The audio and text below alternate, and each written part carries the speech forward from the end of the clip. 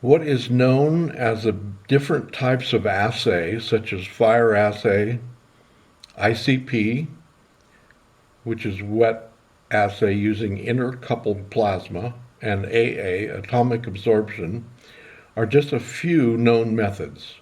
XRF, or X-ray fluorescence, will be covered later in more detail. Different reports from the same ore created much confusion early on. A datum was observed which cleared up this confusion completely. If one uses the same ore, the exact same process, then one will obtain the same results. Over 95% of those sending in material for assay expects one result, which is the metal in that given sample. Once one understands there is no one assay that fully does this, once one understands there is no one assay that does this fully, it clears up a lot of confusion. Further inspection will at length give some idea of what is in a given ore sample. Here are some examples.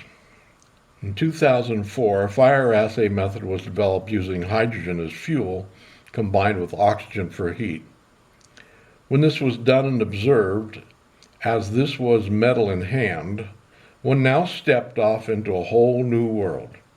A sample of the ore was sent out, and the bead from that ore sent to the same company. The bead represented about 1/2 ounce of silver per pound. When the report was received, it indicated that the bead was 89% silver.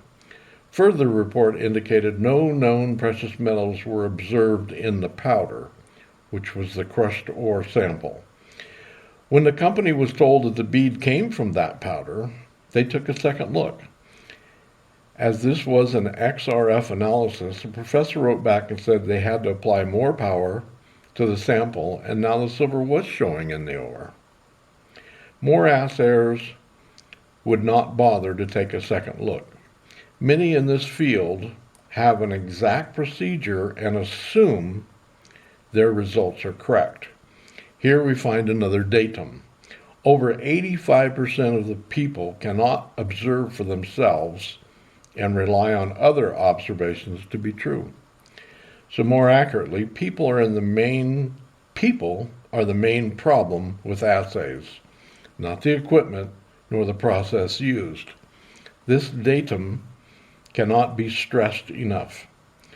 To any miner, then, one had better know what process the assayer is using and who is doing the assay. As we will be exploring many methods of recovery which are not used in standard labs, the assay observation will be up to you. With the two datums mentioned, this will save you endless hours of outside assay and the cost associated with same.